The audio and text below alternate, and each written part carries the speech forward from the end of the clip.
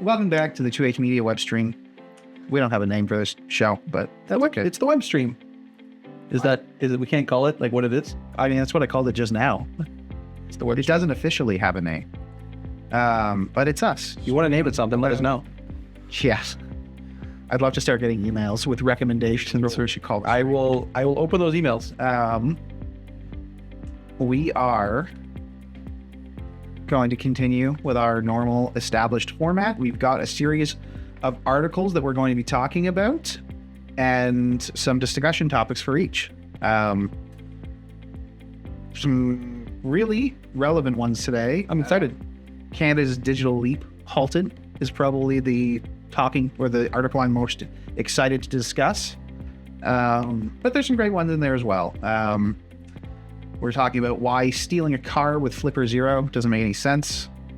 We're talking about early returns of the Apple Vision Pro. We'll be talking about some complaints about Lululemon's marketing and Meta responding to AI images.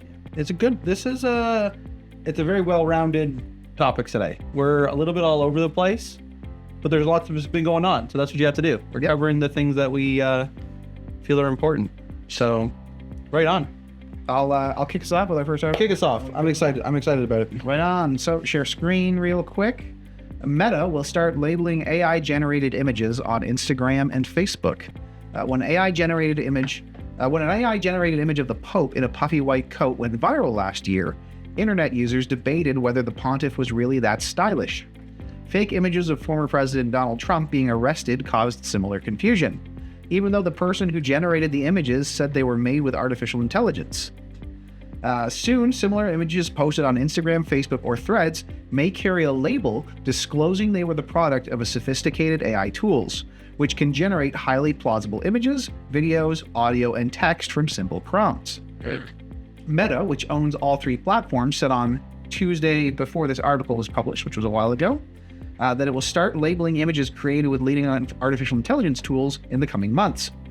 The move comes as tech companies, both those that build AI software and those that host its outputs, are coming under growing pressure to address the potential for the cutting-edge technology to mislead people. The labels will apply to images from Google, Microsoft, OpenAI, Adobe, Midjourney, and Shutterstock, but only once those companies start including watermarks and other technical metadata in images created by their software. Images created with Meta's own AI tools are already labeled Imagined with AI. That still leaves gaps. Other image generators, including open source models, may never incorporate these kinds of markers. Meta said it's working hard on tools to automatically detect AI content, even if that content doesn't have watermarks or metadata. So discussion topics. Without a watermark, how can you tell if an image is AI generated?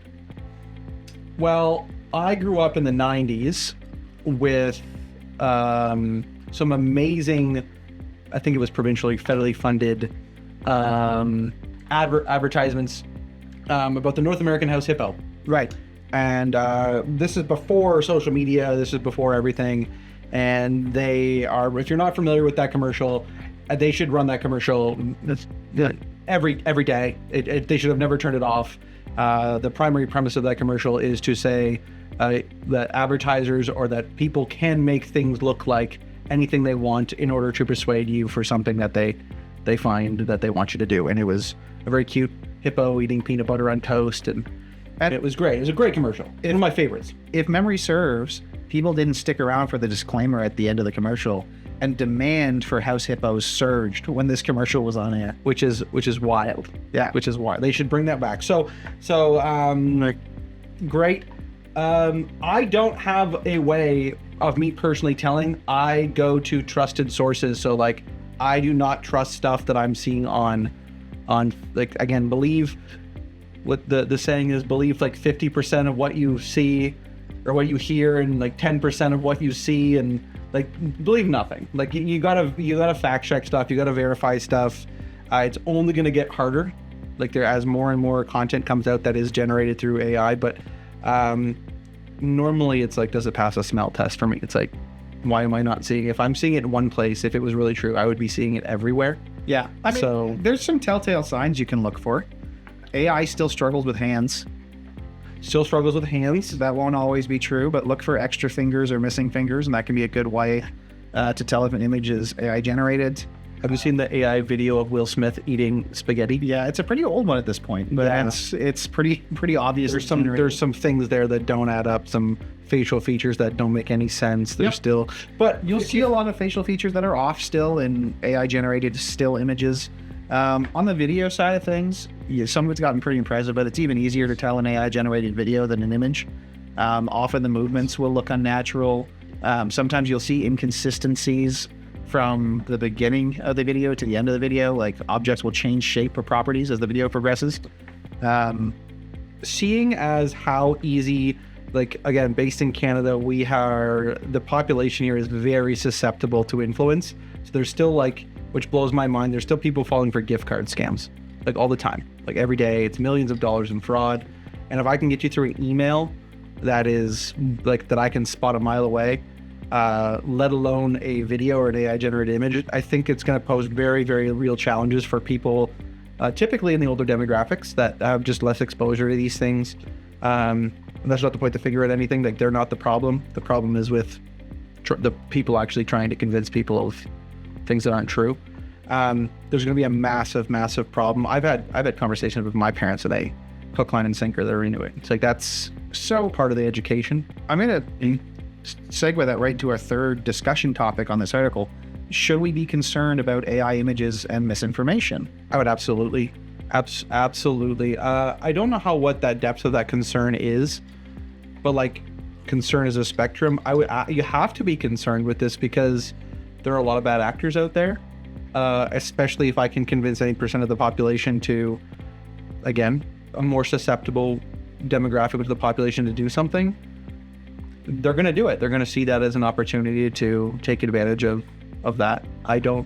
Okay, but to play devil's advocate, misinformation has been a problem since long before AI. Oh, absolutely. Yeah, absolutely. Like the House Hippo ad you were referring to, that came from back in the 90s when AI wasn't even on anyone's radar. Absolutely. You know, people have been concerned about misinformation through photoshopping for years and years and years. So should we be more concerned now than ever with AI becoming so prevalent? It's not. I view it as we didn't have, so, like, back to the House Hippo days, so that's like late 90s. There was no availability of something turning viral. The spread of that information was contained. The spread of information now can happen very, very quickly. That is more of a concern to me, where you can create something, whether it's on Photoshop, whether it's using an AI tool, whether it's using whatever, and you can get out that there very quickly. And I don't know how algorithms, specifically like in Meta's case, are able to distribute that information. So I have a larger concern with who is distributing fake information rather than the fake information itself, because, like, there's always going to be fake information. It's only going to get, like, you know, there's massive amounts of it, but, like, if it's able to be distributed at high velocity to an ever-growing piece of population, I think that's where the problem is in the distribution, not the. So what do you think of Meta's response as a safety measure in terms of programmatically flagging AI generated images? I think it's a good start. I think it's a very good start, because, like, that doesn't detract from me using the content. Like, having a message or a watermark or something like that doesn't make the product worse, right? It's not like an ad that I'm not, so great, there's a label on the image or the video, cool. So that I think that helps. That's only helpful information. I think that people widely disregard things, like labels. So, like, I don't know how the watermarks. Yeah, I think it's going to be hard to enforce. Big time. Like, it's optional. Well, it's based on the metadata that's pulled out of the software used to create the images. And so I think the companies providing AI image generation will be quick to adopt it. It just makes a ton of sense for their own liability to implement metadata that shows where the images came from. And there's, like, lots of other good reasons to include that metadata as well. So I don't think that's going to be too much of a hurdle. But for bad actors who want to disguise their AI generated images, I think there's going to be lots of ways to strip away that metadata. Yep. And so we'll always be in a battle to see if the people generating the images can get past the label. It would be a beautiful thing. And again, okay, you put a label on something. You put labels on cigarettes. Sure. People still smoke cigarettes, and they're all over the place. Nasty images, like very, very severe warnings.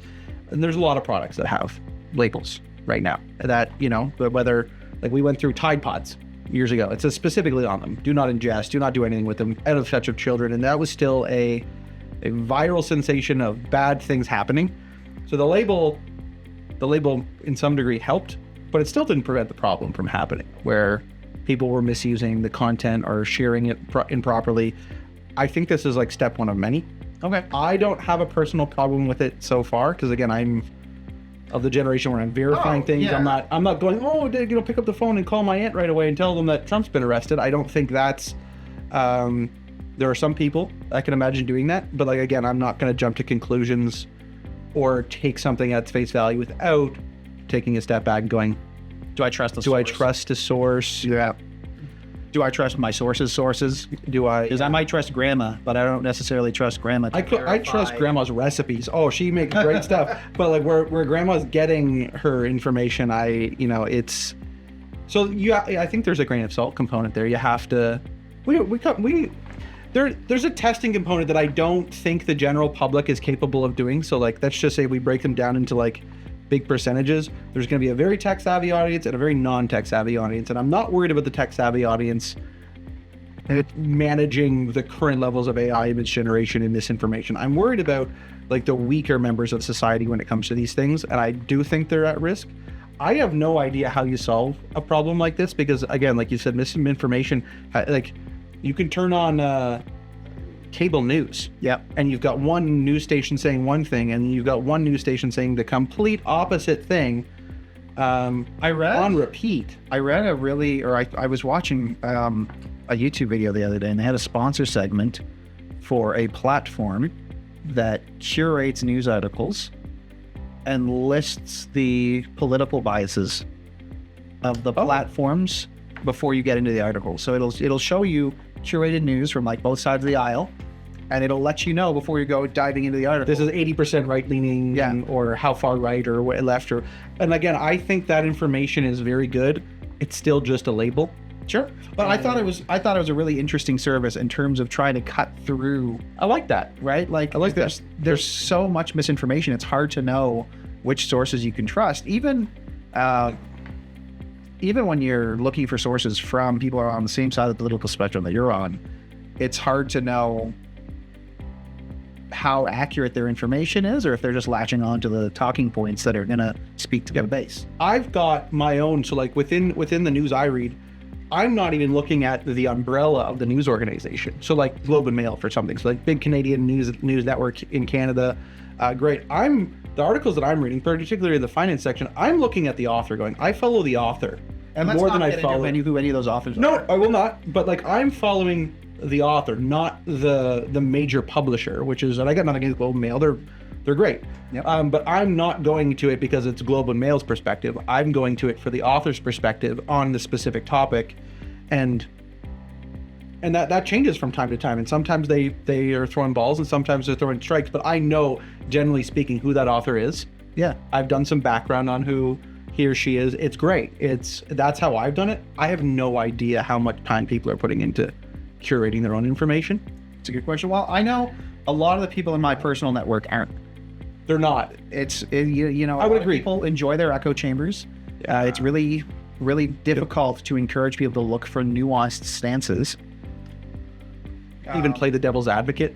Like, how many people are willing to just step out of their comfort zone and say, I'm going to pretend to be on the other side and get that perspective? Because like, I mean, echo chambers are great, because like, who doesn't like hearing that your opinion is correct, right? I think that's a human value. Bringing this conversation back more to our core focus, which is business and marketing. In a sentence, how useful are AI generated images for businesses? I'd say a little bit. They're to help with some graphic design. There's some great graphic design tools within some of the tools that we know are the businesses we work with use. Like, there's some great great AI stuff within Canva's tool set. There's some not purely AI generated stuff, but like it's helping the average consumer get there. In terms of full AI image content where I'm giving it a prompt and then getting some output, it's not there yet. I would say in its current form, AI generated images have no use for businesses. Yeah. That's pretty light. It's light to zero. It would have to be something very... Well, and here's the thing. Anyone who is technical enough to go online, join a Discord server, and start generating AI images is technical enough to just use Canva. Right. And a template. Yep. And put something out that is unique to their business and going to have all the right text. It's going to use, actual photography that they can take on their smartphone. Smartphones are getting more and more powerful cameras. So, for example, if you run a restaurant, there is no reason for you to not be taking pictures of the actual food that you serve in your restaurant, because to AI generate an equivalent image, it's going to be so far off the mark that it's going to be meaningless. It'll be meaningless. Yeah, and again, I'll say Canva, but this is really like major photo editing software. Is the restaurant might not have the perfect lighting conditions for the photo. No, great, but bring it in. The product the product on is the real. right plate. You got it, and it'll be the right style of bread, and it'll be the actual product. Yeah. Whereas if you say, hey, AI image generator, make me an image of a chicken sandwich on a black plate. It will not be your chicken sandwich. It will not be your plate. It will not be in your establishment. It'll be a chicken sandwich, maybe. Yeah. But then that comes back down to if that's good enough for your business, that's fine. Would that be good enough for ours? No. Well, I can't. Whose business is that good enough for? There's lots businesses use misleading images in their advertising all the time. Look at any Taco Bell ad compared to Taco Bell's actual food. Yeah. Yeah. But in terms of promoting a business, unless you're like a massive chain and you're selling fast food and people know to expect the food to be completely different to what's advertised, you're not going to do yourself any favors in terms of building your audience. So no, I would say AI generated images are not useful for small businesses. They're not useful because they don't tie specifically into what you're doing, and they don't accurately reflect the products and services you're trying to sell. I'm trying to stretch to even find a fringe case, and I'm having a hard time with it. Like if you were an artist and if you were like a tattooist and you wanted to generate some like concept drawings for your business, okay, maybe that you can spark some inspiration on how to, do some stuff, and but that's not user facing. You're gonna go to the public because you still have to do the work, right? So like very fringe cases, maybe you want to do something for some ideation, maybe you want to do something that's just more creative, but that's not. Well, that's not driving revenue. It's not even going to be the best tool for that job. That's true too, right? Like if I'm going to go looking for inspiration, I'm going to use Pinterest. Yep, Pinterest. I'll use a variety. Yep, right. Yeah. Because there's going to be libraries that already tie into what I'm trying to do, and I can build my own collection and start tagging images and build a collage. Like if I'm just looking for inspiration for design, waste of time. There's much better tools that are going to achieve the same. And that's specifically thing to achieve through. Yeah. And that's specifically for images and video. Like video's far off the mark for that. There's some good content generation in terms of writing, but like again, it's still grain of salt. Yep. Like there's if you want to get a good draft. We've talked before about how AI writing doesn't work for SEO content. It's a mistake to use AI to build your blog posts and your web pages. I love it for internal work though. I did marketing emails. It's good for marketing. I do love it. I've heard from, I won't obviously mention any names, but I've heard some of it like, oh yeah, it's great at generating a business plan. It's just like, if that's your business plan that's getting spit out of this, like you don't have a business. Well, did you hear about the lawyers that used AI to generate reference cases and the AI hallucinated cases that don't exist? What the term that I've heard in the AI space is confidently wrong. Yeah. It's confident that these are things, but it is wrong, and that's scary because on surface level it looks 100% correct. It's like, wow, that's exactly what I was looking for. The problem is that content is completely fabricated. There's not there could be small bits of truth in it, but it's not good. So speaking of fabrications, let's move on to our next topic. That was a good segue. See how I lined you up for that? Which covers misrepresentation in marketing. Do you want to read a sentence? I will. Oh, you gonna hit the button for me? Sure. Okay, yeah, the next one is on Lululemon. Marketing complaint could be a test of Canada's greenwashing laws, experts say. So this is coming from CBC. I'll put the link into the video as well. But a Vancouver nonprofit is calling on Canada's competition regulator to launch a greenwashing investigation into Lululemon, saying the athleisure brand is misleading customers about its environmental practices. The complaint, which was filed by the organization Stand.Earth last Thursday, so that's February 8th, says Lululemon's Be Planet Sustainability campaign from 2020, in which the company says it would work to reduce its greenhouse gas emissions, is contradicted by a 2022 impact report that outlined Lululemon's progress in reaching its climate goals. The impact report shows the company's Scope 3 greenhouse gas emissions, indirect emissions that occur as a result of the company's activities, including those produced by customers using its products, increased from about 471,100 tons in 2020 to 847,400 tons in 2022. Lululemon wrote in its report that this area needs acceleration. The complaint comes amid a swell of public pressure on the Canadian brand.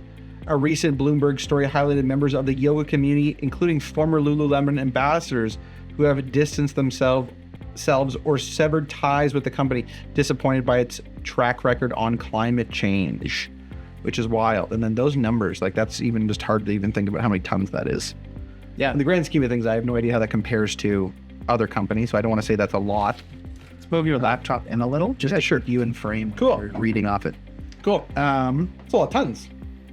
Right off the hop. Let's go back to this one. Cool. Without getting into whether or not Lululemon is greenwashing, because we're not lawyers. We're not. I don't have a stake in this race. Nope. I don't want to speak to whether they're being misleading. I wanted to define greenwashing right off the hop for everyone. And we're not lawyers. Right. Well, our first discussion of is what is greenwashing? What is it? So greenwashing, by definition, this is coming through Investopedia, like right off straight. You can type it in.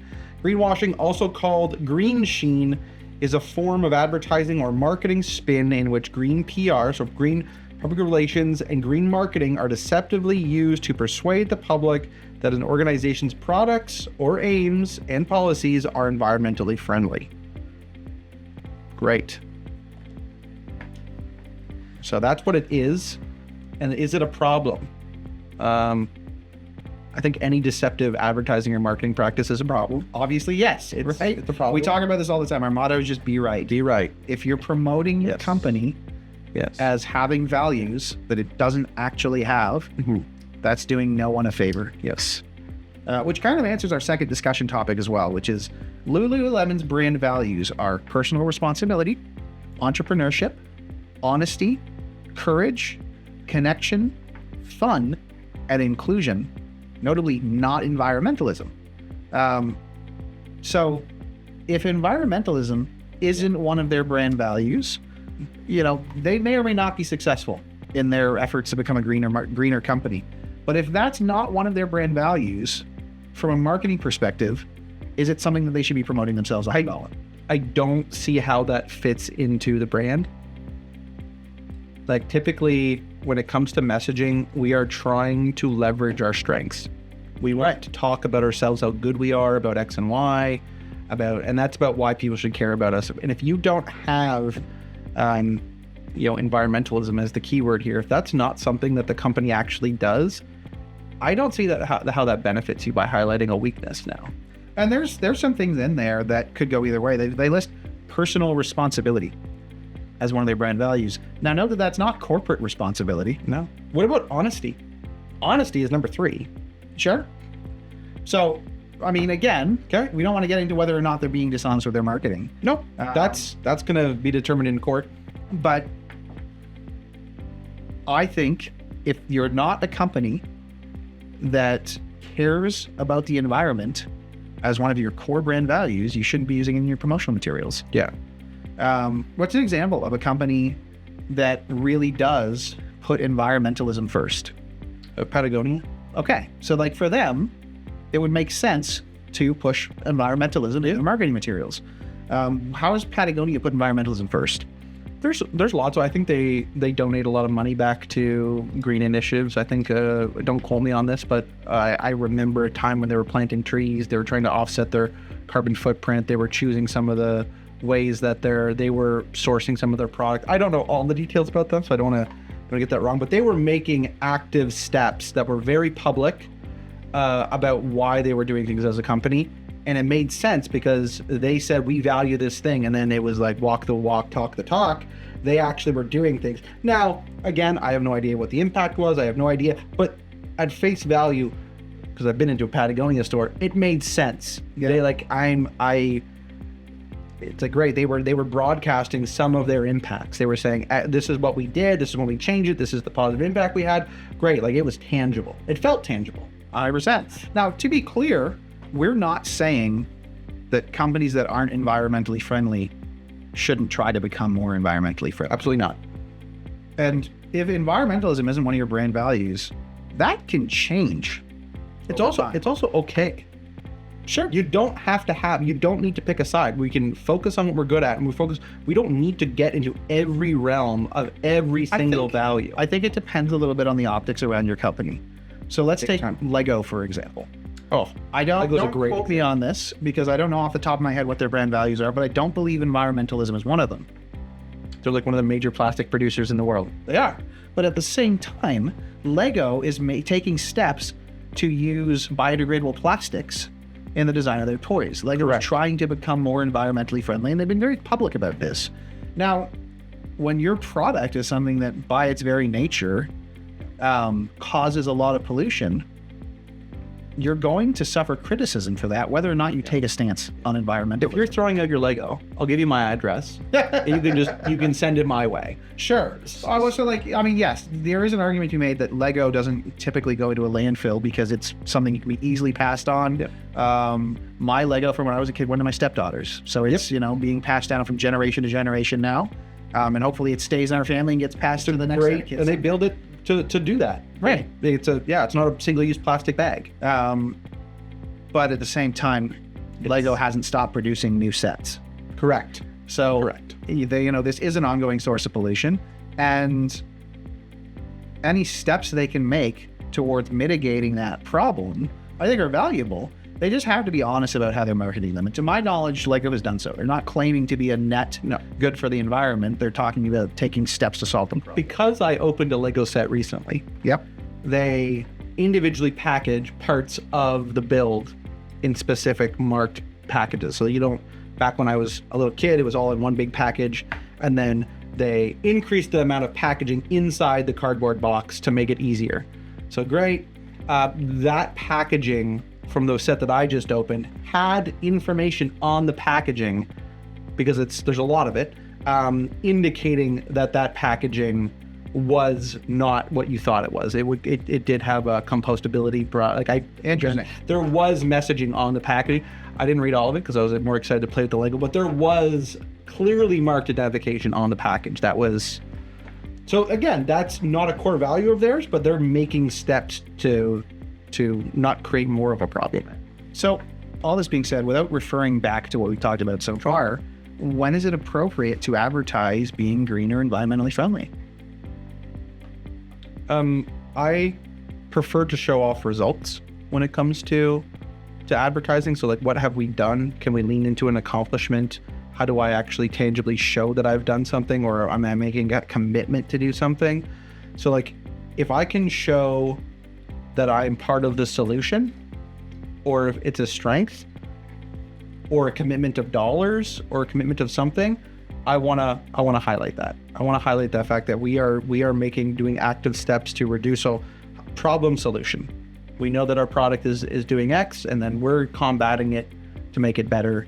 Great. There's a whole bunch of use cases, like when it's available, when you talk about it. But again, it has to be from a place of like, is it real? Yeah. Or is what the communication real, and does it actually make sense for us to talk about it? And are the commitments meaningful? Because like if we Yes. go back to the Lululemon article, they were criticized for committing to work to reduce their greenhouse gas emissions. It's not a smart goal. No, well, No, that's a good point. So that's that's, not- it's not simple, measurable, achievable, realistic, or trackable. Yeah, so I'm reading it again. It said it would work to reduce. It doesn't say what work. It doesn't say by how much. It doesn't say by when. It doesn't. There's a whole bunch of things that are missing. So it's a very vague goal. And again, that's just from the article, so I don't know if they've actually said that. But we would not make a claim like that coming up. We do not recommend anyone make claims that like back them up. Yeah. Lean into them. Like strive for it. You will build your like tribe, your base, your following by being honest, transparent, and then doing what you say. Yep.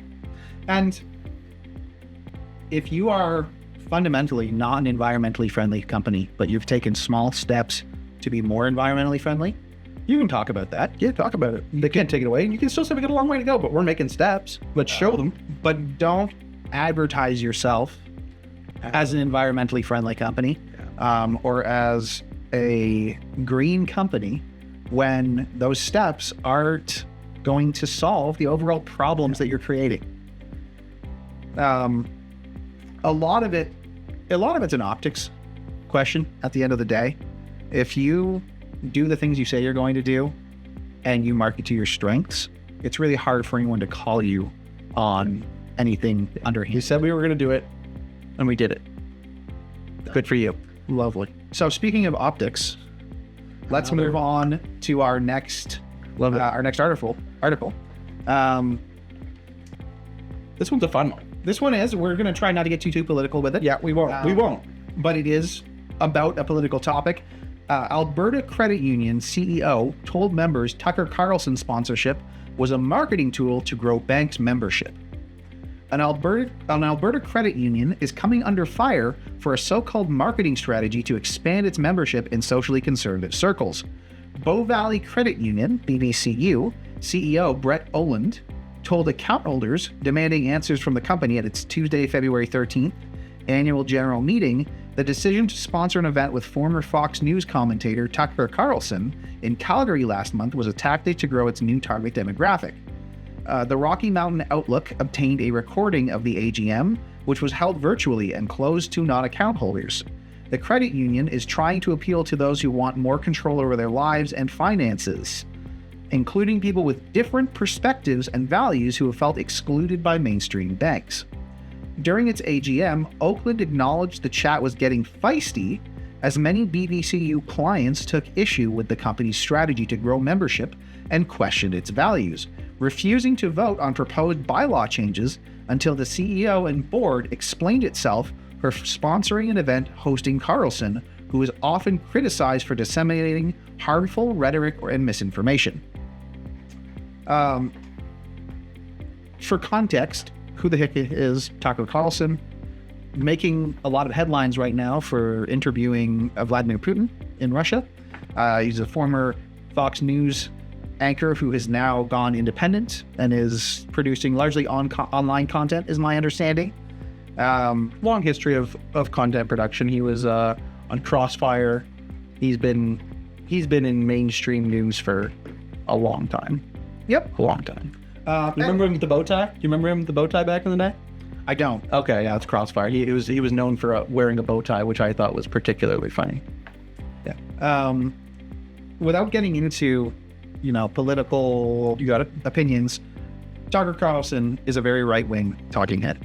His base, far-right conservatives, and using him in your marketing is controversial. Is, I would say, polarizing. Absolutely, right? Polarizing. It's sending very clear signals about political leaning. Yeah. Now, they were trying to do that. Absolutely. What they tried to do, I don't think they factored in what the backlash would have done. Like when you choose a side, 50% is win and 50% is loss. And you still might not get your whole 50%. You're gonna definitely, it's you're a referee and you blow the whistle and one side's going to get an advantage and one side's not going to get an advantage. It's hard to determine the value there. So brass tacks, BVCU wanted to appeal to a conservative hip base, a conservative target audience, and to do so, they arranged a sponsorship deal with a conservative figure. Yes. An event hosting, yes. And this successfully got the message across that they support that base. So in terms of targeting the demographic they intended to target, this marketing campaign, regardless of how you feel about it, did what it was supposed to do. Now the question is, was that a reasonable goal for this company from the perspective of trying to maximize their earnings? That is the question. And that's really tough to say. It is. So for everyone who doesn't know, Alberta does lean right. So like in the province of Alberta, we like the province at large does lean right.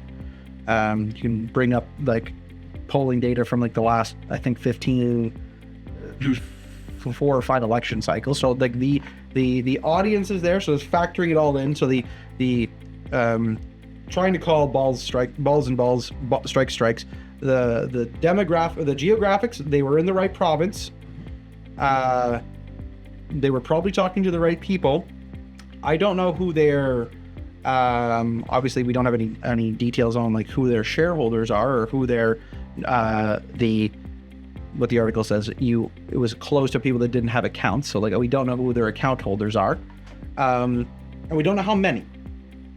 We don't know how many account holders were actually complaining about this or how big that membership was. So keep that in mind. Was it a small minority or was it a lot larger than what we think? There's also some details that we don't know here. Because the article says they sponsored an event hosting Carlson. Who knows how involved they were in any of those decisions? Right. Like we sponsor events for local organizations all the time. We don't know. I don't. Wall's going to be. I don't go and we don't take. We could do more due diligence, but at the same time, we don't go through every single speaker. We don't know like, oh, is a local is the mayor going to be there? And then obviously, anything to do with political climate nowadays is going to be very polarizing because the way things are. So like benefit of the doubt.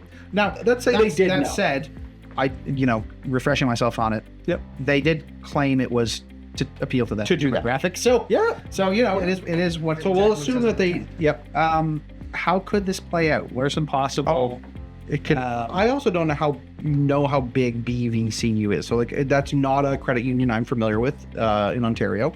So if that's just a provincial credit union, how could it play out? They could go and scoop up a whole bunch of market share because they're playing to their base.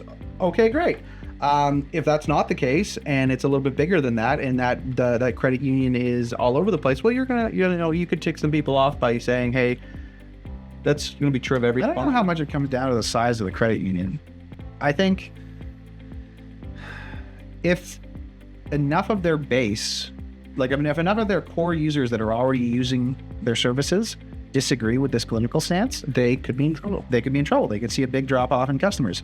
I think more likely, if they're starting to get in the news for this publicity stunt and they're appealing to a very passionate base, I could see them pulling a lot of new customers that they wouldn't have had access to based on taking this stance. They say any publicity is good publicity. As controversial as this decision is, they may find that the value drastically outweighs the cost of alienating those specific customers that don't align themselves with the political stance that this company's taking. I think that's fine, by the way. Like there's a line in the sand between like you're trying to make an acceptable, accessible business that can service, regardless of race, creed, culture, you name it. Like, great, we're gonna let everyone through the door. But they do open themselves up to like Tucker Carlson's an independent actor, right? He could do something tomorrow that could really, really do something very bad that would be over the line. Like he's not a corporate employee. He's an independent third party to this business, so they have opened themselves up to liability. Where Well, I mean, again, we're not lawyers. We wouldn't say liability. Consequences. consequences is a better word. Yeah, because that's what comes with. He's not like an athlete. It's not. I mean, even an athlete, you never know what they're going to do. You never know what they're gonna do. Will Smith slapped someone at the Oscars. No one could have seen that coming. No, that's true. Not an athlete, but the point still stands. Anytime you rely on sponsorship, you're risking, you're tying yourself to that person's image, and that image can change. It sounds like this was a calculated risk. Yep, I agree. All that being said, broadly speaking, when, if ever, should businesses get political in their marketing? Ooh, I'll let you answer that one first. Generally speaking, most businesses shouldn't. I agree. It's very rare that a business's politics are going to be a sure thing that's going to increase their sales. I think if you're selling products that are specifically tailored to one base, there's lots of them out there. Yeah, there's lots and lots of products that are out there. So like, again, broad brush. Like if you're selling any kind of hunting equipment, you're not going to be really focused on some, like, so if you're selling guns and ammunition, your audience. That's an interesting example, because like there are lots of liberals that own guns. Oh yeah. And there are, we're in Canada. Our gun laws are a lot different than the States. Right. And the people buying guns in Canada are going to be a different audience than people buying guns in the US. They might be similar, but they're not the same people. Now, typically those businesses that are operating internationally have separate marketing campaigns for their Sure. But my point is, in terms of when should you go political in your marketing, I would say if you sell something like firearms, where there's a good chance that a certain demographic is more likely to use your products, that's a maybe. That's a maybe. Maybe That's go a political in your marketing. Maybe. That's not do go political in your marketing. That's a maybe. Let's have a conversation about it. If you sell flags, then going political in your marketing might make a lot more sense. If you sell flags, you open up a sister company and sell the opposing flags, and you just control all the flag market. That's what you do. But absolutely, that would be the one where you lean into, going like, we sell this product. Yeah. That's it. So unless you're part of an industry specifically targeting a political base, I think in most cases it doesn't make sense. It doesn't. Yeah, I mean, it doesn't make sense. It's just not a good long-term play. You might be able to get a ton of buzz and some quick customers by targeting a political base, but most of the time, it's going to be better off to maintain like a professional detachment from everything going on in the world that is not selling your strengths. Yes. How can you determine what will resonate with your audience? Oh, there's tons of tools that'll help you with that. Yep. Survey your customers, talk to them regularly, figure out who that VIP customer is. So we want more of our best customer and less of our worst customer. There's all kinds of tools that allow you to do that, from customer journey mapping to user personas to customer development interviews. So like, go get first party data from the people that you want to work with. Go talk to them. Ask them what they value. So there's all kinds of bigger tools you can use. You can buy information, you can buy data sets, you can ask industry peers, you can go collect information yourself. But like the best thing to do is like go ask them. Focus groups are a little, people that want to be in focus groups. There's some real business fundamentals, like build some user personas. Yep. Right. Try to determine who you're actually targeting with your marketing. The stronger an idea you can develop of who your customer is, the more effective all of your marketing is going to be, political or otherwise. Yes. It's very difficult. If you don't know who you're selling to, it's very difficult to sell, period. And that goes down to what do they value? What do they hate? What do they love? Who they've tried, what they believe, what they read, like everything. I want to try and get as nitty gritty as possible, because that's where you're going to start to see some opportunities. Oh, they're fun. In the marketing world, I like that. It's like, oh, there's a huge pocket of people that I can go get that I know that will identify with the brand. That's sweet. I don't have a great segue for our next article, but let's dive in. Let's see if we can segue it. You wouldn't steal a car. I wouldn't steal a car. You wouldn't steal a car? The segue would be, on the commercial side, there was a great set of commercials also from the 90s and 2000s when pirating came out. So they weren't as great a commercial as the House Hippo, but this one has to do with that. Do you want to read us into this? Cool. Yes. Why stealing a car with Flipper Zero is a silly idea. Right. Before you get reading that, you've moved your laptop this way. Right. Before you started reading. Oh, did I move it? Oh, Just, okay. Yeah, watch our frame. Oh, good. Great. In another regular installment of politicians making ridiculous statements about technology, they happen all the time, Canada's Minister of Innovation, Science and Industry, François-Philippe Champagne, suggested banning Flipper Zero and similar devices from sale in the country while accusing them of being used for stealing cars, in quotation marks, and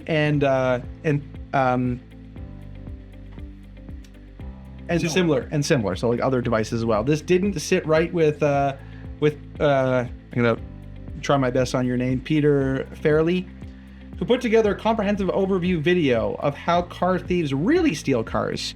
Perhaps unsurprisingly, the main method is CAN bus injection, for which a Flipper Zero is actually a terrible, clumsy device. Rather, you'd use a custom piece of kit that automates the process. So great, not the Flipper Zero.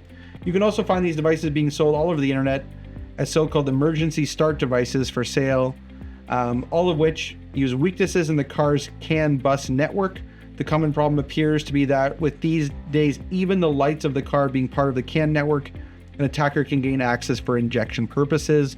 This way, no key fob is needed and the injection system can be triggered with the usual safeties and lockouts being circumvented.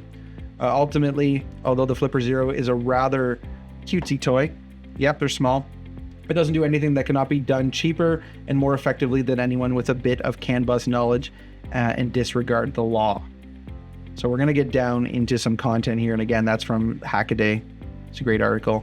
Hackaday is a great website for anyone not familiar with it. They do tons of content around like electronics projects, basically. So it's hacking in the most general sense, where it refers to like tinkering almost more than like hacking the mainframe.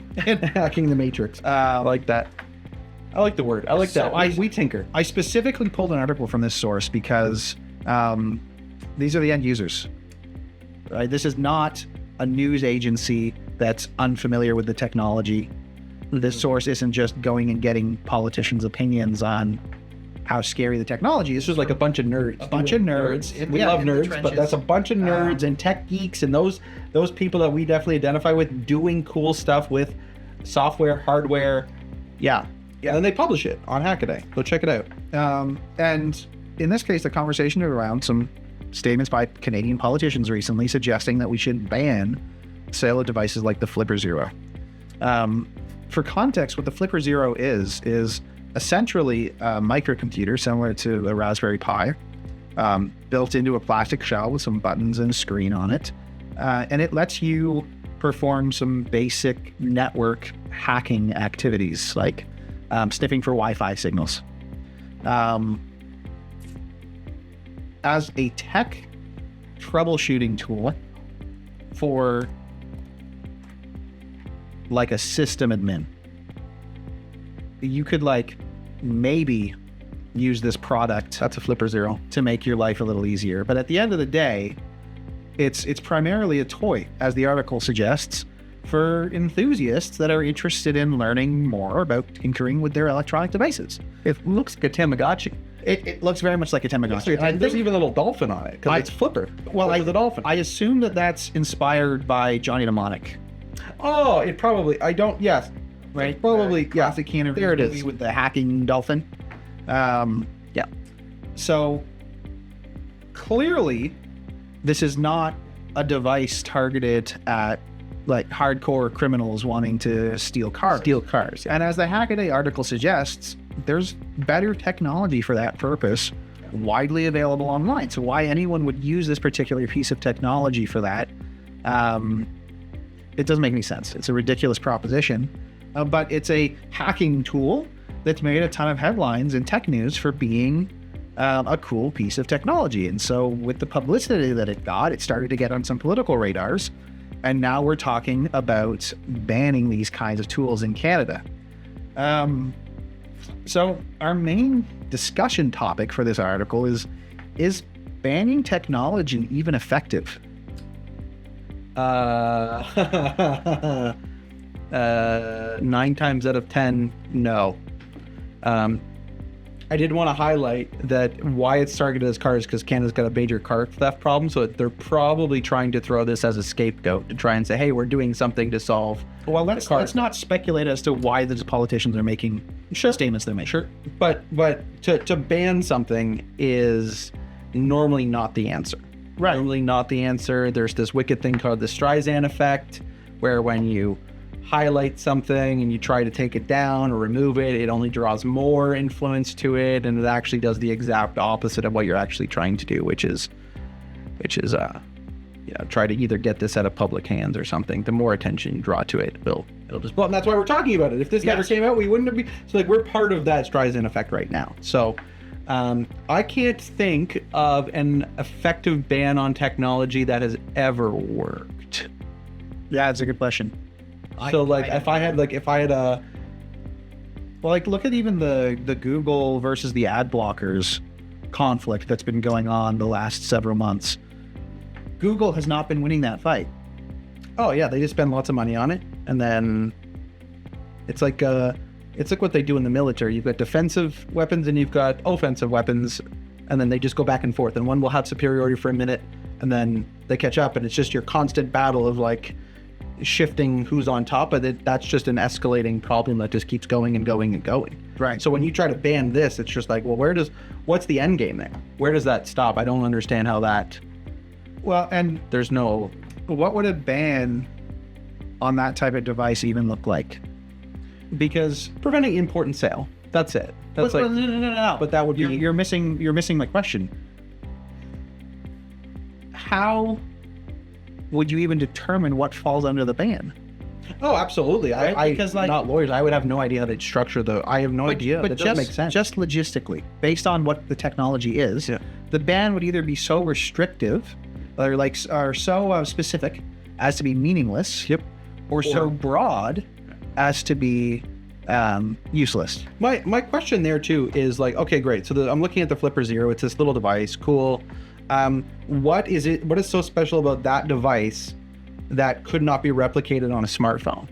Nothing. A smartphone is in your pocket. A smartphone's bigger than that device. Now, a smartphone might not have some of the ability to send and receive symbols that the Flipper does. I don't know. I'm not familiar enough with the technology to say. But everyone's got a computer in their pocket. But, a Raspberry Pi. Would be a more fair comparison where it's expandable. Well, you can add modules, you can change the capabilities of the hardware, readily available, cheap. There's nothing that the Flipper Zero can do that you can't do with a modified laptop. Oh yeah, right. So where does what does this ban have to target to be effective? Because if it only targets devices that are primarily intended to bypass security measures, then people are just going to create devices that do all kinds of other things, and that's back to the escalation. That's just like, right, we're just going to. So it doesn't apply. And if you make it broad enough to capture portable computing devices, well, now what? Are we going to ban smartphones? Obviously not. That wouldn't make any sense. So I think structuring a ban on these kind of devices is impossible. And the fact that it's even being discussed, just to me, once again, shows a gap between politicians' understanding of technology and their need to talk on the subject. I won't get into it, but there's some great conversations about like politicians learning how what Facebook is, and asking like Mark Zuckerberg about it's quite funny. That is a problem. So I think there's a problem with that. We can't solve that here today, but I don't think banning a technology is effective. So there actually is a ban on technology that I was thinking about is there are long form bans where they're trying to phase out petroleum vehicles, and they're saying, great, we want less of this specific technology on the road because we're burning fossil fuels. Great, but that's structured over a long period of time, and they're giving goals to manufacturers. So banning that, so time will tell. But that is an active ban right now. Yeah, on technology. Well, and that makes a little more sense logistically, because when you're banning a specific material, that's a lot more easily enforced than banning a concept. Yes. And with a tool like Flipper Zero, you're trying to ban the concept of reading and It's the writing function. code. It's Like, the function. It's not that. So like a technology would be the same equivalent would be like asbestos. You cannot build with that technology, that material anymore. Right. Deemed unsafe. So they use something else. It's not like they banned concrete. They banned more that. aptly, it's not like they banned insulation. Insulation. Yeah, they banned asbestos. Right? Yes. Whereas in this case, try to ban devices like the Flipper Zero, to define what that even is impossible. Even Flipper says it's a multi-tool device. Yeah. For geeks. So like, how do you ban? Like, yeah, it's I don't think that's going to go the way that they want it to go. I don't think that's going to solve the problem of stealing cars. I don't think that is going to come to a whole lot. Well, and to my knowledge, there's no legislation up for a vote or anything. Like nothing's been drafted. It's just talking points, right? It's just talking points. And that's probably all it's ever going to be. Yeah. But definitely interesting. Yeah, don't. I don't know why I don't even know why that's not a solution that helps the problem. It doesn't help the public. I don't think, again, I don't own a Flipper Zero, but like, I don't think that there's anything wrong with the product at face value. Do you want to know the fastest way to get technology out of people's hands, though? I'm sensing a segue. Develop a piece of technology people don't really want in the first place. Oh, yeah, do that. Which brings us to our next article. He's getting good. He's getting good. Apple fans are already returning the Vision Pro headset. Here's why. The Apple Vision Pro headset has garnered some seriously mixed reviews since its release, and a wave of Apple fans are ditching the $34.99 headset, that's US, for a refund as the 14-day return window approaches. Not everyone was impressed by this next-gen premium VR headset, and as the novelty begins to wear off for most, it seems Apple hasn't quite produced the Meta Quest 3 competitor it initially hoped for. According to Reddit, some of the most common reasons that Apple fans are returning the Vision Pro headset include comfort issues, particularly the fact that it's so heavy, weighing in at around 22.9 ounces, and causing early adopters headaches after only 10 minutes of use. Another common reason why the people of Reddit are returning their Apple Vision Pro boils down to the purchase feeling more like a gamble. It's understandable for Gen 1 products to not be faultless, but subpar performance at this high of a price tag can't be forgiven, and many are waiting in anticipation for an improved version 2 model to be released instead, which could be a few years away. This has blown up since we wrote this discussion topic, because even Mark Zuckerberg has done a review of the Apple Vision Pro now. Well, good for Zuck getting in on it. And I'm not gonna get the exact words right, but Zuck said the Quest 3 is not just the better value for money compared to the Apple Vision Pro. He said it's the better product overall, which are strong words. Yes. But the reviewers I've watched seem to have drawn largely the same conclusion. There are some exciting technological breakthroughs coming in the next few years in terms of screen quality for VR headsets. But you're a little out of frame. Oh, that's okay. Yeah. We'll be back on the big one in a moment. This one. There are some big improvements coming for VR headsets in the near future, especially in terms of screen quality. But right now, the best value for money is definitely the Quest 3 in terms of bang for your buck. We're talking like a $600 headset. Yeah, we have a Quest 2 and it's fantastic. And in terms of functionality, the Apple Vision Pro is really restrictive in terms of what you can use it for. It's your traditional Apple walled garden kind of ecosystem where you can use it for the specific apps designed for the program. You cannot use it to stream from a Windows computer. Ew. So like, it's not really a competitor to any of the other headsets on the market unless you're already in the Apple ecosystem. And it's $3,500 US dollars. Huge price tag on that for a Gen 1 product. On that, I know this is not a discussion topic. We don't buy a whole lot of Gen 1 stuff because we like the bugs worked out. Yeah. We've done that with our phones. We've done that with all kinds of things. We're not interested in. There's some people that love it. There's some people that are all about adopting new technology at as soon as it launches, and like kudos to you. That comes with risks. It's not going to be what Gen 5 is. And that was a tough choice for us when we bought our phones. We bought Samsung Galaxy Z Fold 5s, the folding phones. It's super practical for the kind of work we do. Having the ability to flip it out into essentially a mini tablet makes reading spreadsheets for work much more enjoyable than trying to do it on a tiny phone screen. I would have loved to get the Google Pixel. I like the shape of it a little better. I think they've nailed the aspect ratio a little more nicely than Samsung Galaxy has. I would also love to just be on a straight Android device directly from Google that only has the one app store instead of having like a mix of Samsung apps and Android apps. But Gen 1 was Gen 5. And there were reports coming out of problems with the screen breaking easily. Gen 5, Samsung's been at this for a while. Yeah. They've got a reputation for building great phones. The game just feels so good. Yeah. It's like, oh my God, it's like, it feels like you're opening like a heavy car door. It's like, this has meat to it.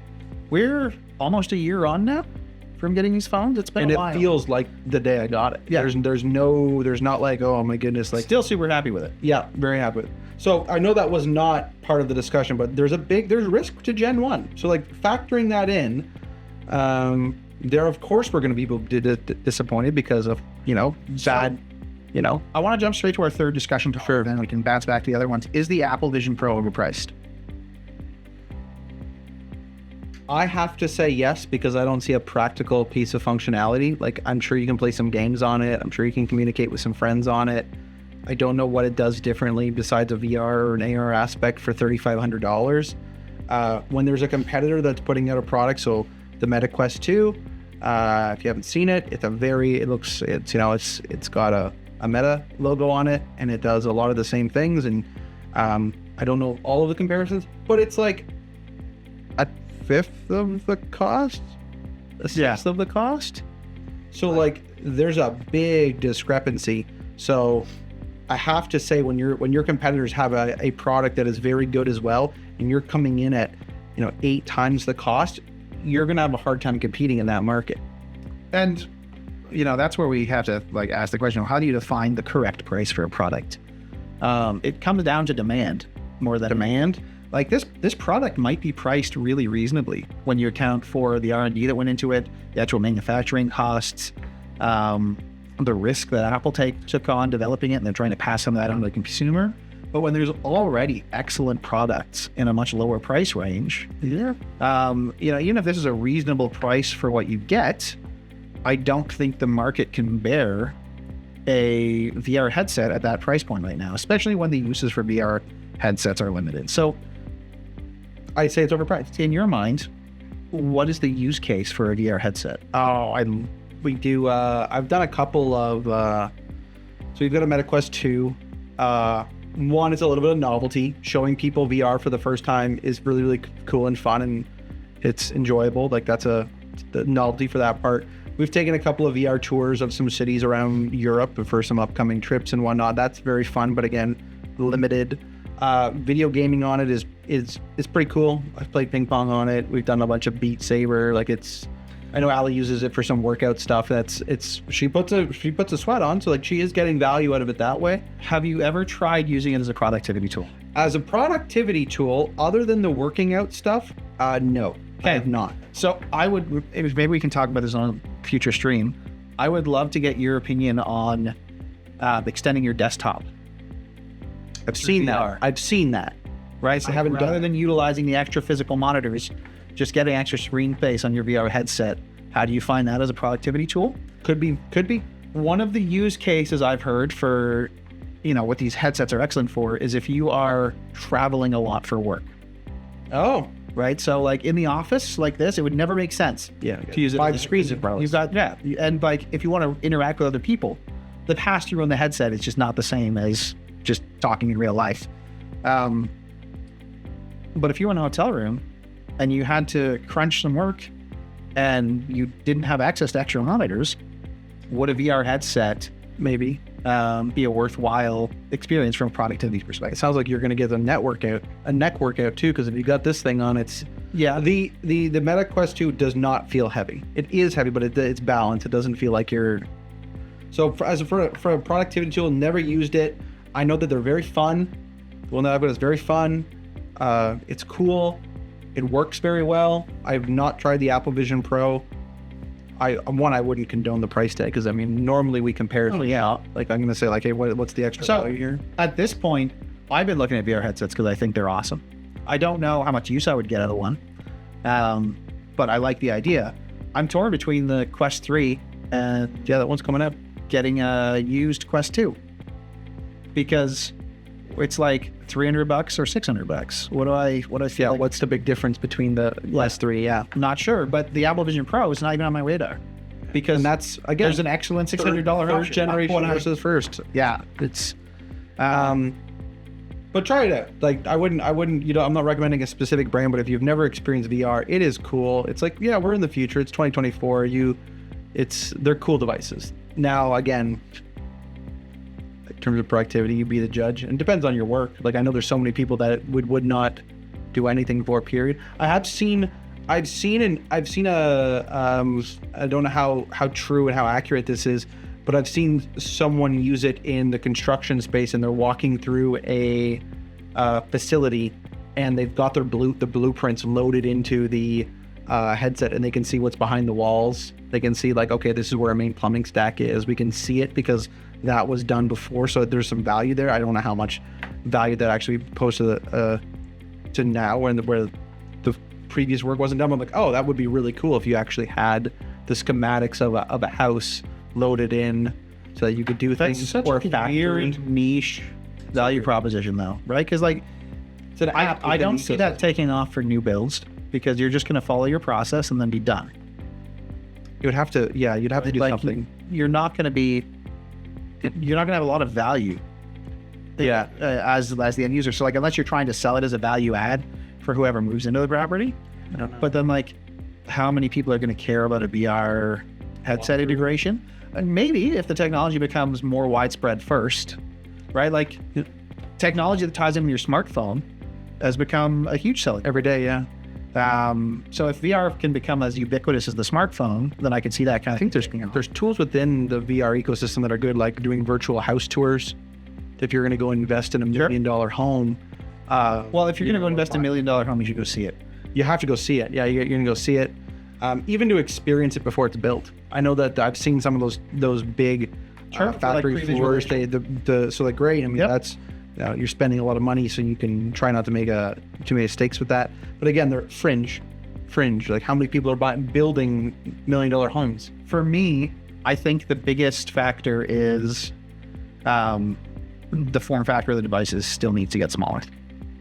They're a little big. They're chunky. They're chunky. It's wild that they pack it all into just a headset. It's still incredible. But like, once upon a time, Walkmans were a big deal. Yeah, And then Discmans were an improvement. an iPod, And now we're the iPhone. And then and now we've got even more. Yeah. If the technology behind VR headsets go the same way that technology, it'll be in a pair of glasses eventually. It'll just be right? Like, smaller. so I think it's going to take a smaller form factor and better batteries for it to really take off. But it's interesting to see leaps even so. Talking about VR headsets as a productivity tool, I think it's interesting. I'd love to try it out. No idea how useful they are from that perspective. What would you say are some of the most useful pieces of hardware we've seen for productivity? Second or third monitor on your main device. Oh yeah, hands More screen it's not like twice as fast. It's like 10 times faster having more screen. So like, flat out, I know that when I take my laptop traveling, I don't have extra screens. It just feels like I'm a slug. Yeah, it's like, oh my God, I gotta, like, You could not take my extra monitors away from me. oh. And I remember the days before tabs were available on an internet browser. And I was like, how the heck did I do this all on one browser tab? Like, but screens, a massive improvement. I'm really liking this Stream Deck in terms of like what functionality that does. But for most businesses for hardware, more screens for sure. for me, if you're moving around, like if you do some work at home, you do some work in the office, hands down a docking station. Oh, a docking station. Yes. Let's explain what that is. I'm going to bring one up. Not everyone knows what a docking station is. Alrighty. I love my docking station. I've got one on my home. I've got one in my home office. It's excellent. This is like a typical, pretty cheapy consumer grade docking station. I use one of ThinkPad's specific ones because I get some extra functionality out of it. But the idea is if you can plug all of your peripheral devices into your docking station and then only have one cable to plug into your laptop as you move back and forth, it's a lot faster to get set up everywhere you go. I've got one. I think I've actually got one in here. I won't bring it out, but they're small, they're handy. Who doesn't like plugging one cable in and being off for the races? That's good. Yeah. What are the other major ones? I had a few actually for this that I was thinking of in terms of devices that I use all the time. I have a camera doorbell. Oh yeah. I have a camera doorbell that is tied into some. I don't know what that does for us for productivity, but I love my camera doorbell. Oh my goodness. I don't know. Yeah, I don't know about productivity, but it's a very useful tool for packages. We get a lot of deliveries. Being able to see them, being able to understand who's coming to the door. I think that technology is great. What's your second favorite productivity tool? Well, the first is the monitors. The docking station is my second choice. The monitors are like, nothing beats it for productivity. Nothing at all. I mean, there's some software too. Password Manager is awesome. Password Manager. A booking calendar is one of the best as well. Yep. Depends on the business. It really depends on the business that you're running. So like, there's going to be specific technologies that are very important. So like, there's going to be some mainstream stuff. We're gonna, before we segue into the next topic, but like, you should be looking at, most of technology is designed to either save you time or money. Mostly time. So it's, what time savings tools can this do? So I don't have to do data entry anymore. Can I have an easier time doing this? Less inaccuracy? Can I move the needle faster? So any kind of time saving tool for productivity is huge. Yeah, it's huge. I mean, even the password manager, people are like, oh, do I really need it? It's just typing in a password. It's like, you could not take it away from me. Oh yeah. It's like, they're very cheap. And even if you don't even factor into security, if there was no security benefit added at all, just being able to log in that much faster for the cost, yep, great. On top of the fact that it's making you have secure passwords is just like, I factor that as a bonus. Yep, I agree. It's one of the best technologies we use. We recommend it to pretty much everyone with. In general, selecting the best technology to make your business more productive can be really challenging. Super challenging. There used to be an excellent Canadian program for helping businesses with this. Do you want to take us through our last discussion topic for this stream? Yep, absolutely. Yep. Okay, Canada's digital leap halted. So CDAP, the Canadian Digital Adoption Program grant program, ends amidst surging demand in unspent billions Canadian. In the still of the family day long weekend, so that was his last weekend, a ripple of urgency passed through the Canadian business community. The Canada Digital Adoption Program, CDAP, a beacon of hope for businesses aiming to navigate the digital age's choppy waters, announced an abrupt cessation of the Boost Your Business Technology Grant application. So a specific stream of the program closed. This move, communicated by Innovation Science and Economic Development, ISED, came as a bolt from the blue, stymieing the aspirations of countless businesses poised on the brink of digital transformation. CDAP launched with the ambition of ushering Canadian businesses into the digital era, found itself overwhelmed by the surge in applications, leading to an unprecedented early closure. Unexpected early closure. Communications to digital advisors on February 16th and 19th, it was a Friday because I was there, revealed that the program had reached its full subscription capacity, a testament to the critical demand for digital upgrading among Canadian businesses.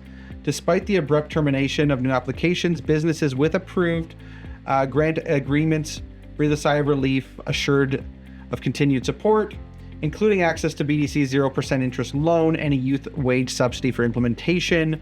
And this is from BNN, but you can find this stuff all over the place now. So good article on BNN.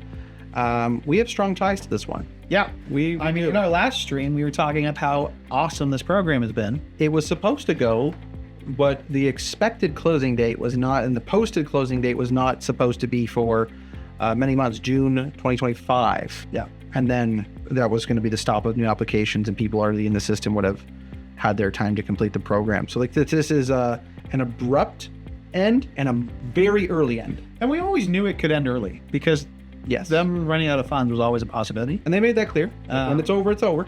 We fully expected to get more warning. I think is the biggest shocker here is that this kind of came overnight. First discussion topic is how did 2H Media experience the end of the program? Ooh. We were gearing up for a long weekend. Friday night, the family day weekend. Monday was a holiday. And we got the email from CDAP announcing to digital advisors the stream that we participated in was ending. 7 p.m. Yeah. Friday, long weekend. A classic entrepreneurial fashion. Aaron and I were still working. Yeah. And I happened to check my email and I went, oh no. And so instead of getting to enjoy the long weekend, we were on call. Yeah, we did some work. Saturday through Monday, trying to help as many of our clients that we've been working with as possible get into the program before they close the doors, which they did On Monday. on Monday. On Monday. So like 48-hour notice, which was Yeah, little over 40 on the hours. Monday of a long weekend. On the Monday. So, the like- Friday the long weekend, Monday the long weekend. There was literally 0 business hours notice, There were 0 business hours notice. You're right. right? Because they announced the closing of the program 0 business hours. after end of day on a Friday, and they There would have been Shut the there would have been doors. 1 hour business notice in BC. there you go. There would have been that would have released at 4 p.m. BC Pacific Standard Time. Negative hours if you're on the East Coast. But in Ontario, yeah, 0. Yep. 0. Right? So 'Cause they announced it Yeah. once the weekend had started, and then they fully shut the doors before things open back up on Tuesday. Yeah. So, we called all of our industry partners. We made a lot of calls on Friday night trying to keep everyone in the loop because we weren't sure how well that communication was going to be delivered on Friday. So I caught a lot of people having dinner on Friday, and apologize for interrupting their evening. But that's how it goes. So it wasn't the experience at the end of the program when we found out poor. yeah. It was a poor experience all around. That is not the way I was expecting. It could be handled better. If I was going to rate that on a system and be critical of it, everything could have been better. Yeah. I don't, and that's just the fact of it. That's ridiculous. Some of the numbers they shared with us in terms of what had been spent versus what the targets were didn't make sense. Nope. We can only speculate as to why things are the way They are. have said that they are going to. So in the information we were provided, they had specifically mentioned that there would be more information available in the coming weeks. Yep. That doesn't do you a whole lot of good when the program shuts down in a matter of days. But we will see. We'll keep you posted. I'm sure we'll revisit the topic because it is unspent billions. There are billions of dollars that are still unspent because of the numbers that we were provided. So whether or not they roll that into another, who knows what they're going to do with it. But the money that was initially posed for the product is not gone. But it's no longer available. But it's no longer available. So if you do have an active, I want to highlight this. If you have an active application with CDAP, you have 9 months from the time that you applied. You'll find your application date in the top right-hand corner within the CDAP portal. So you're still in. Like the article says, it's business as usual, but you must complete the program within 9 months of that date. If you need help with it, you can give us a call. We can walk you through it. Don't miss out on it. It was a great program. I know we're going to get in discussion point 2, but if you're in, please use it. Use the program. It's a fantastic program for what it's worth. Great. It did get some, so into question 2, the program has been criticized for the role of consultants. Is the criticism valid? Let's explain that. The program relies heavily on digital advisors. So we're called CDAP advisors. We had to go through a very lengthy process to become CDAP advisors. Aaron and I had to write resumes. When's the last time you wrote a resume? They did background checks on our education. background checks on the company. We had to submit documents in terms of like the strategy components we provide and our previous work and all kinds. Like it was not like a little fill out a form and you're in. It was a lengthy process to get in. It was a closed ecosystem, so there was about 700 advisors across Canada, spread across all of Canada, all provinces, all territories. So it was a federal program.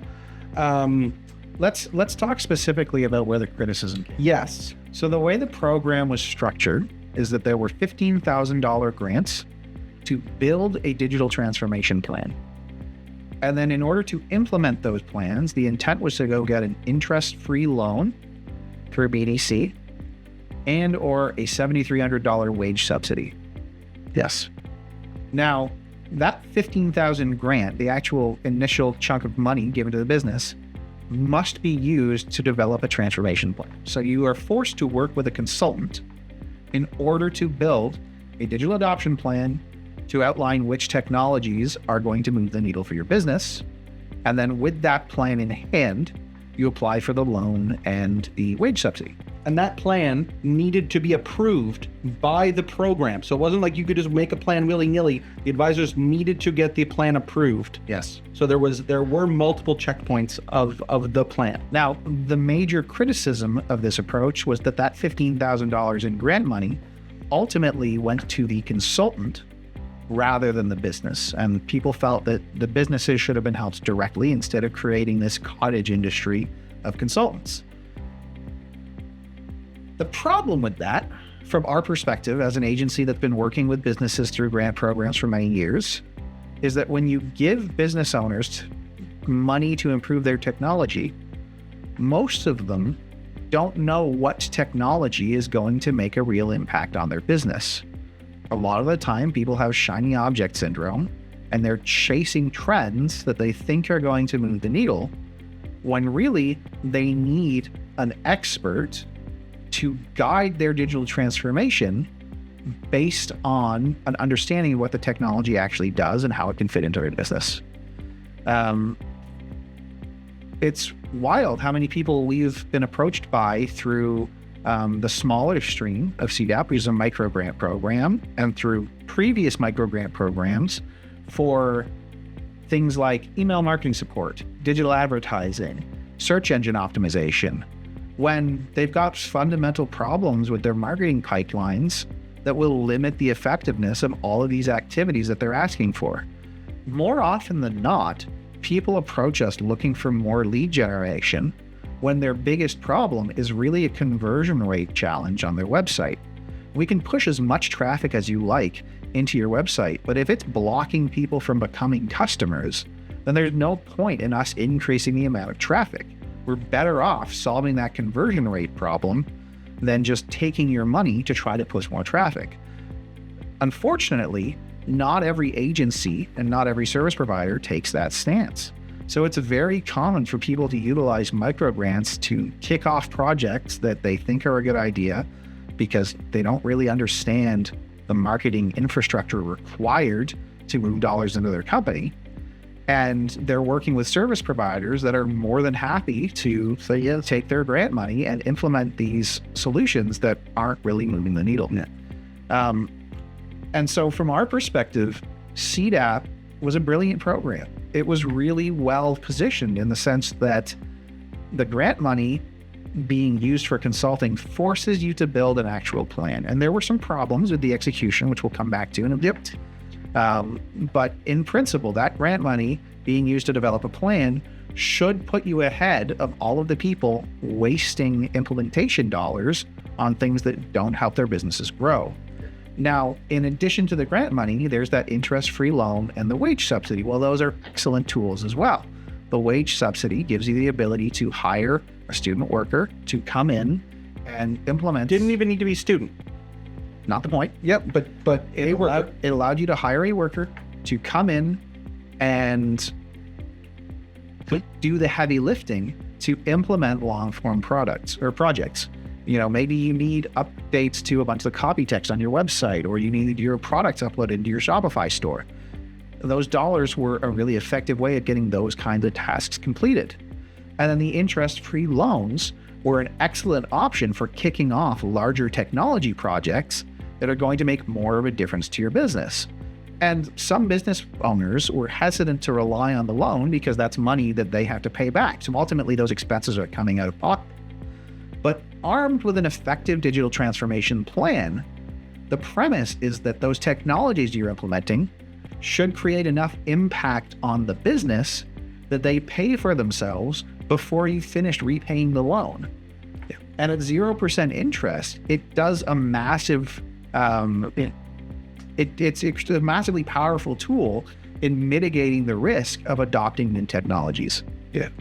If you're not willing, so if you need free money to implement your plan, the plan's not good enough. Right. Your plan isn't good enough. Whether it's a loan or your own money, a dollar's a dollar.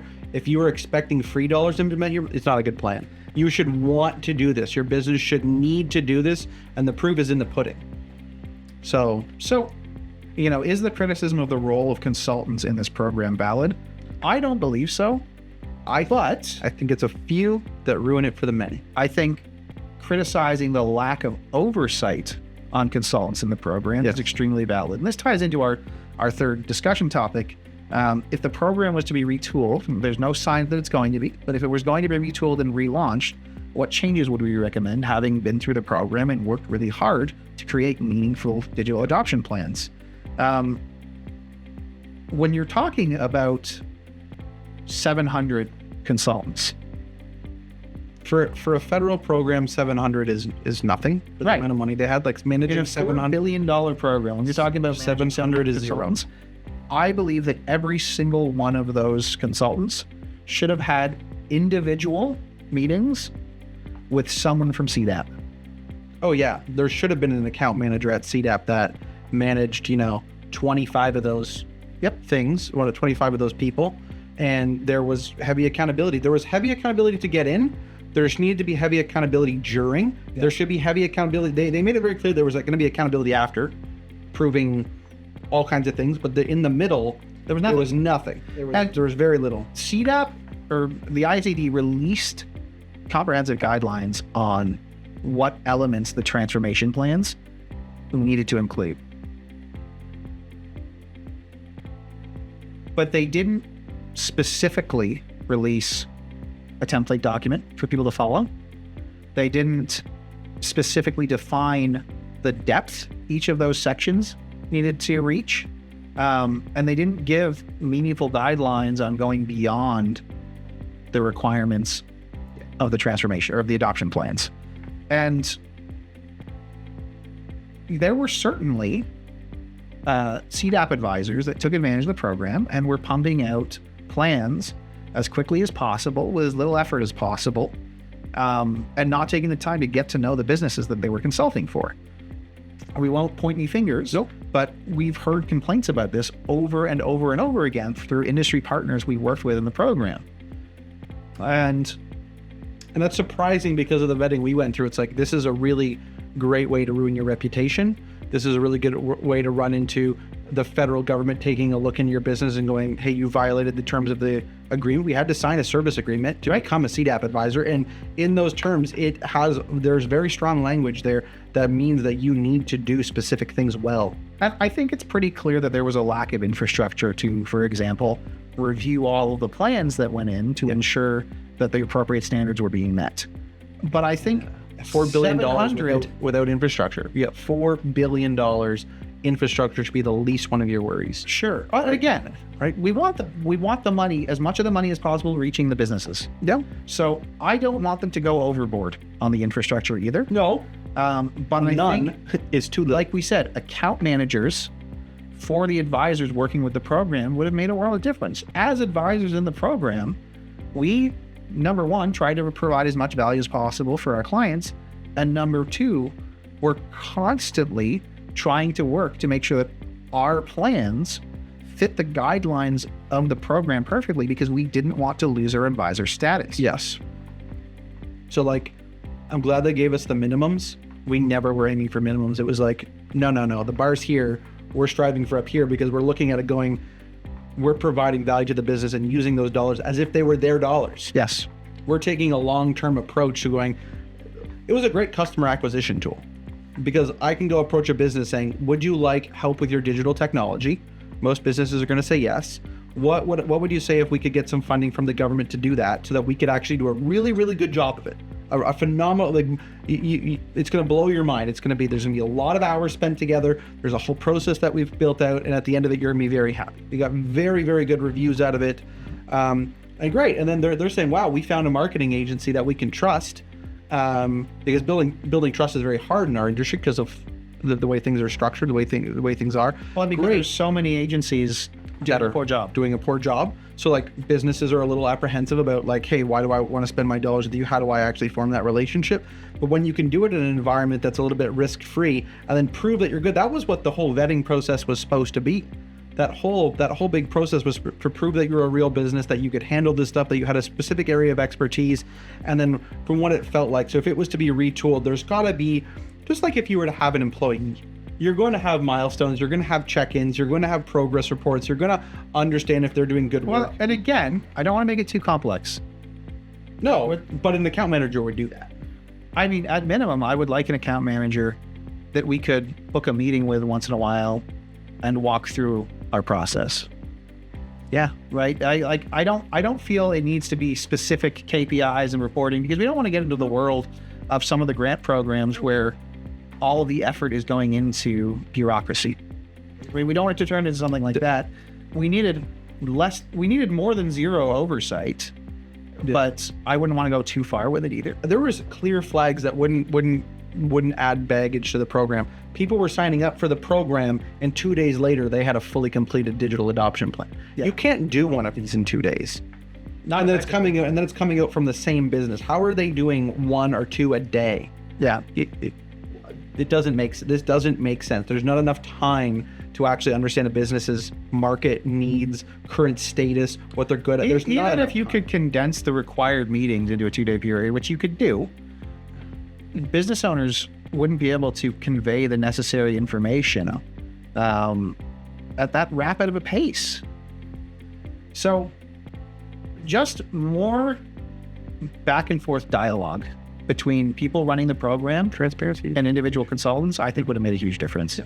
I would have loved for someone in the program to review and give us feedback on one of our plans. Just one. Yeah, right? They didn't need to do all of them. No.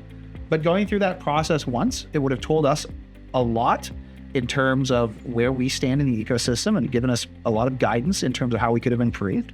Because as much as we worked hard to create great digital adoption plans, we would have been better with more eyes by qualified people on the work. And number 2, it would have told them a lot about our business. Meeting with us, they would see that we had a rigorous process, meeting with the businesses repeatedly, learning about their industry, understanding their goals.